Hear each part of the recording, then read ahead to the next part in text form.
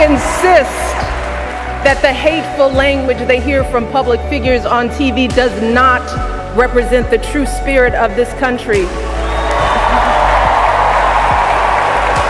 How we explain that when someone is cruel or acts like a bully, you don't stoop to their level.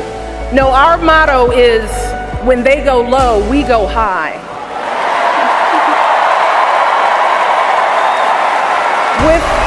With every word we utter. You are everything the world needs. Make those power moves. Be excellent. And to the young kings, lean into your vulnerability and redefine masculinity. Lead with heart. There's so many different ways to be brilliant. I believe you and every human being is born with a masterful gift. Don't make the world make you feel that you have to look a certain way to be brilliant. And no, you don't have to speak a certain way to be brilliant. But you do have to spread your gift around the planet in a way that is authentically you. Your queerness is beautiful. Your blackness is beautiful. Your compassion, your understanding, your fight for people who may be different from you is beautiful. I hope you continue to go into the world and show them that you will never stop being yourself, that it's your time now. Make them see you. Now, if you've ever been called dumb, unattractive, overweight, unworthy, untalented, well, so have I. Whatever you do, don't let negativity of people projecting their own self-doubts on you deter you from your focus. I know those moments are painful, and you're human and it hurts like hell, but now is the time to turn those criticisms into fuel and motivation to become a beautiful beast.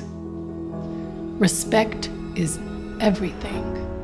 There's no successful relationship without respect, nor a successful movement if the basic principle is not respect. The world will respect you as much as you respect yourself.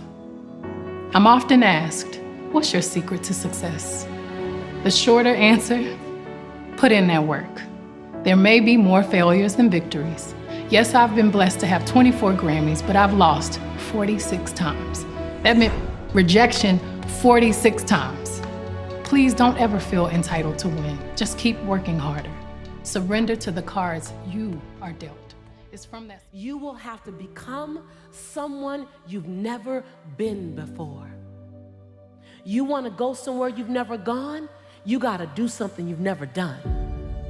You got to say something you've never said. You got to go to a place in you that you've never even been. You get to redesign. You are your Michelangelo. You are your greatest sculpture. And you get to recarve and you get to up-level as much as you need.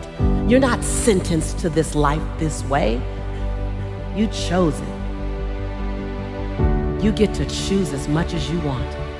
You get to design it any way you choose. You're not sentenced to your future. You have an opportunity to your future. What do you want and how do you want it? And if it doesn't make you a little afraid, then you ain't playing big enough. Your knees are supposed to knock a little bit. Your teeth are supposed to chatter a little bit. There's supposed to be at least 2 butterflies in your stomach. At least. Because if not, you're playing inside your comfort zone. And we mistake the fact that we're supposed to be comfortable 24/7. Well, let me tell you something. Comfortable is equivalent to complacent. I'll choose inconvenience every day, any day, to make a difference on the planet. I don't mind being mildly to moderately to significantly inconvenienced to leave my fingerprint on this planet. So I just came to talk to the game changers and to the change agents who are willing to confront any part of you that's not speaking to your madly, wildly amazing future.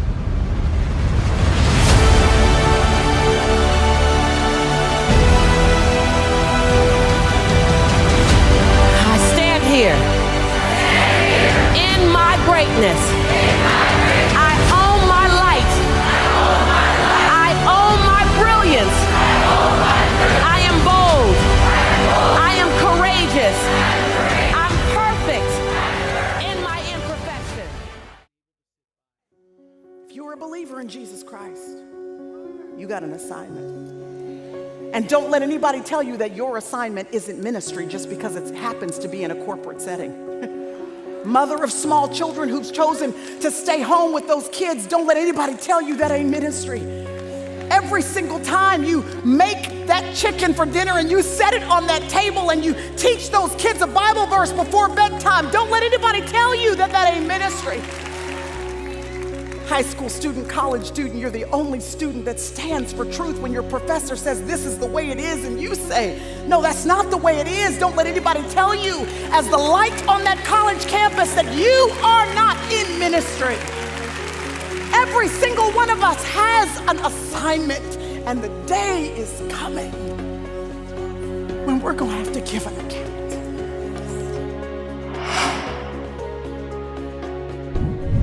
I came to tell somebody that there is treasure hidden in these earthen vessels.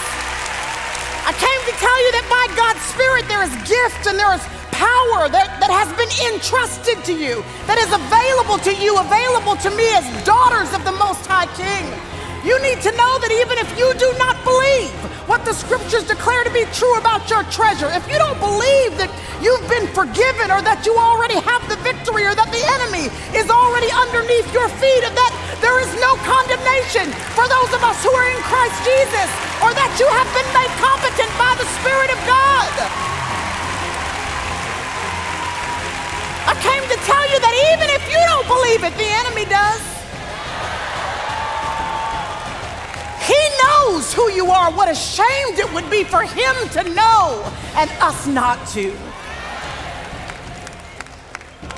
So it's time for us to open up the drawer and start pulling out the treasure we've been ignoring, the treasure we've been calling insignificant, the thing that we've said is not enough, not valuable. Lord, if I could just be like her, Lord, if I could just be like that, if I could just have a bit more of that, if I weren't me, then Lord, I'd be enough. He says, you have enough. You just have to open up the drawer.